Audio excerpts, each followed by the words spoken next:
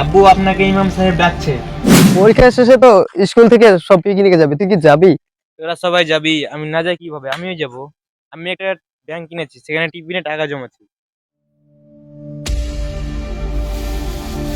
আব্বু আপনাকে ইমাম সাহেব ডাকছে। ইসব ভাই, আমাদের মসজিদের কাজ চলছে, সে সুবাদে আপনার কাছে আসা। আপনি যদি কিছু শরিক হতেন। গত 2 মাস ধরে আমি বেকার, মসজিদে টাকা দেওয়ার মতো ওই সামর্থ্য এই মুহূর্তে আমার নাই।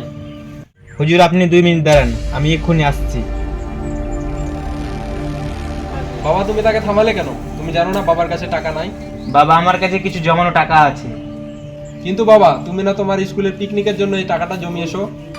পিক নিয়ে গেলে তো সবগুলো টাকাই একদিনই শেষ হয়ে যাবে। আর আমি যদি এই টাকাগুলো আল্লাহর ঘর বানানোর জন্য দান করি, তাহলে আল্লাহ আমার জন্য জান্নাতে একটা ঘর বানিয়ে দিবে। পিকনিকে তো আগামীবারও যেতে পারবো, কিন্তু মসজিদ তো সবসময় নির্মাণ করা হবে না।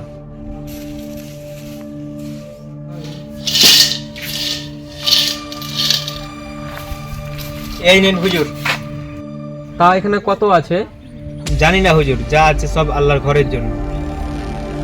না মানে যদি হিসাব জানা থাকতো তাহলে রিসিট পাঠিয়ে দিতাম। হুজুর তার সাথে আবার কিসের হিসাব, যিনি বেহিসাবে দান করেন। ও গো প্রভু রহমান।